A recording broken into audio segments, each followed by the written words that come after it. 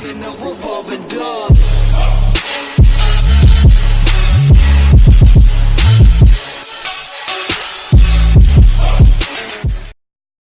Hello everyone, I'm Gata the Catgirl here with a new video for you.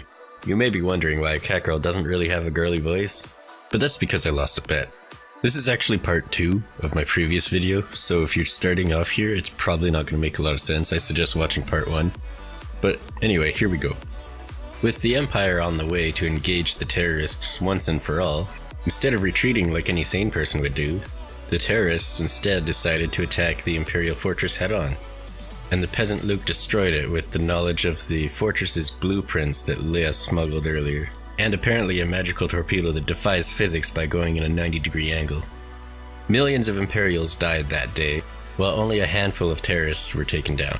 The only survivor was General Vader, who bravely fought on the front line, avoided the explosion. It was a massacre. Not only Imperial military men died in the explosion, many civilian jobs would have been needed, not to mention everyone could have had their own families who will never see them again. Meanwhile, Leia and Luke were awarded and given high ranks in the terrorist organization for pretty much being terrible people. Now that the rebel base location was made known to the Empire, they were forced to relocate to a deserted planet as they planned their next act of violence. It took a couple years for the Empire to find them, and once located, a full assault was made to avoid another massacre. General Vader himself made his presence known in the assault. Many of the rebels were forced to evacuate, including Leia and Luke. But nonetheless, it was a victory for the Empire. Leia and Luke split up. Luke went to another deserted planet because he claims to have seen a vision of a ghost telling him to do that or whatever. I don't know, rebels are crazy.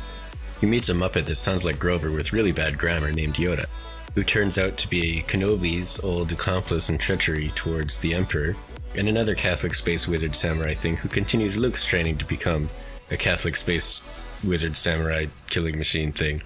Meanwhile, Leia and her small troop are spotted by the Empire and are chased throughout the galaxy. The Empire can't keep up with them because they have hold of illegal hyperdrive engines. Because of this, the Empire is forced to hire bounty hunters to chase them on their behalf. One notable bounty hunter is Boba Fett. No disintegrations. As you wish. That day, she was amazed to discover that when he was saying "as you wish," what he meant was, "I love you." Who has a very impressive history. Boba Fett has been in hot pursuit of Leia and informed the Empire that they are making their way to the mining city in the clouds of the gas giant Bespin. With this information, General Vader took some troops along with Boba Fett to make a deal with the city leader so they can set up a trap for the criminals. Since General Vader so happened to have been one of those Catholic space wizard samurai things too, he understood that Luke by now would be able to sense any danger his fellow terrorists would go through telepathically or whatever. I don't know, rebels are crazy. So he's forced to physically torture one General Solo, a reoccurring offender and terrorist sympathizer, in order to lure Luke before his wizard training is complete, which if that happened, he would become a major threat to the entire galaxy. Despite being warned that it was a trap more than once by Yoda, Luke defiantly abandons his training to fight the entire Empire on his own because he's smart like that, I guess. I don't know, rebels are crazy.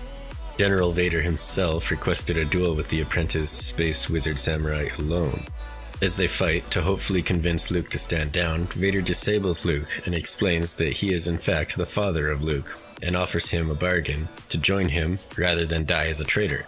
As a fool, the crippled would-be wizard flees, eschewing redemption.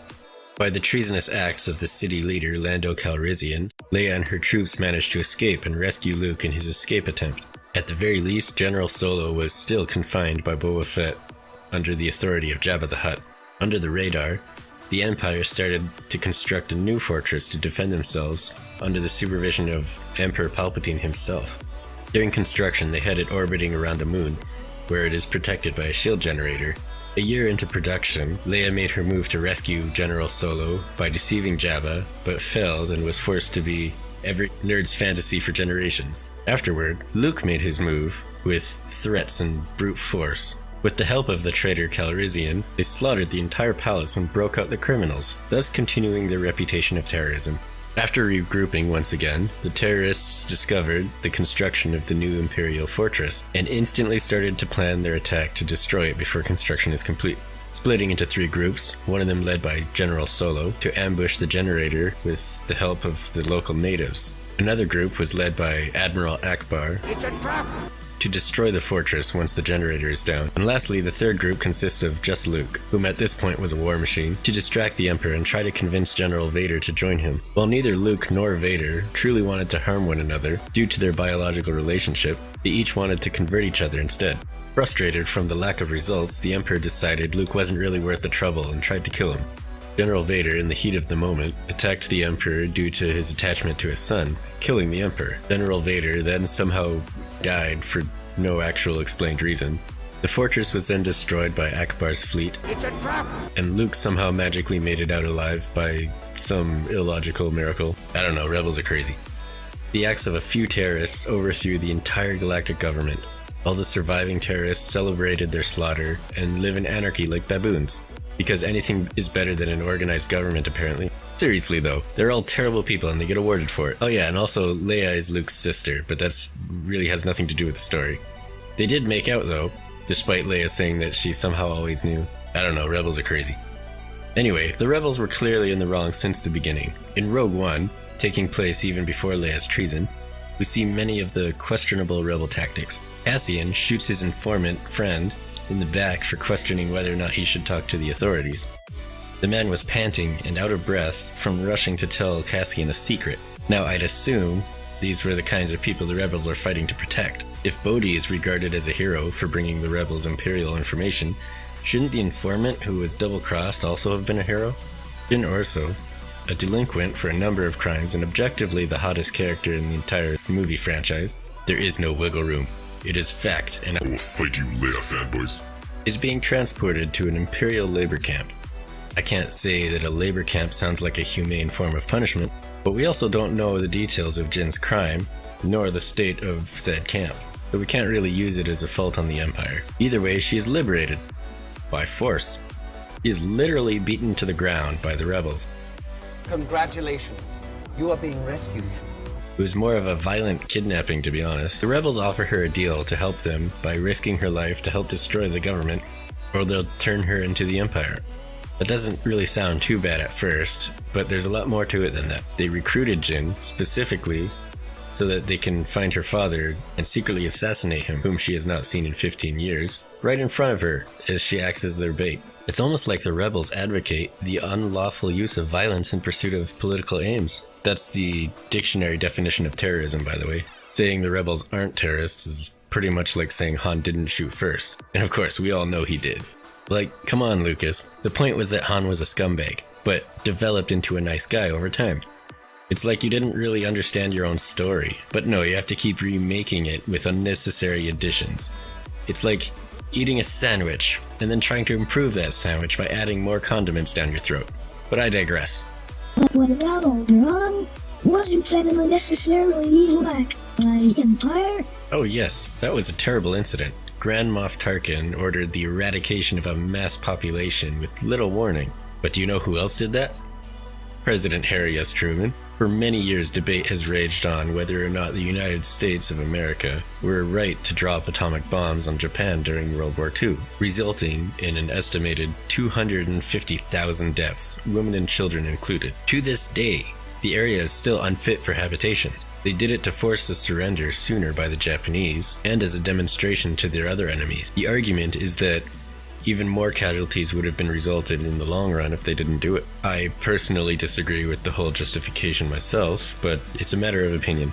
The Galactic Civil War had been going on for years. We should first dispense the silly notion that Alderaan is a pacifist planet. Princess Leia, a rebel spy who stole the critical Imperial information, exclaimed, "Alderaan is peace, but we have no weapons." She lied about the diplomatic nature of her mission and the location of the rebel base. There's no reason to believe anything she has to say to the Empire. Secondly, Leia's father, Bail Organa, I mentioned him before. He was a member of the Imperial Senate and a double agent as a founding member of the rebellion, but also a ruler of Alderaan. There is plenty of reason to believe that Alderaan was more than likely a financial and intellectual hub for the rebellion, a legitimate military target. While this is speculation whether or not the Empire could have known about all this at the time, it would be difficult for Bail Organa to play both sides for a couple of decades without raising an ounce of suspicion. This was a perfect opportunity to force the rebels to surrender sooner, and be a demonstration to their enemies, preventing more casualties in the long run. So if Alderaan is the only legitimate argument to say that the Empire is evil, you have to also admit that the United States is evil for the exact same reason. What about Darth Vader? He's pretty evil. Sure, Darth Vader seems like a pretty nasty man. He's basically the face of the Empire. Well, the mask of the Empire, I guess. He's often a modern personified depiction of evil in the media. I personally just think he's misunderstood. We mostly see him in military general mode. Very effective general too, may I add. He's basically a god on the battlefield with his force, his advanced strength due to cybernetics, and his terrifying laser sword. He gets things done exactly how he is commanded to, and has very compelling arguments. You raise me up so I can stand on mountains. We do see a lot of his more gentle side once he discovers Luke is his son.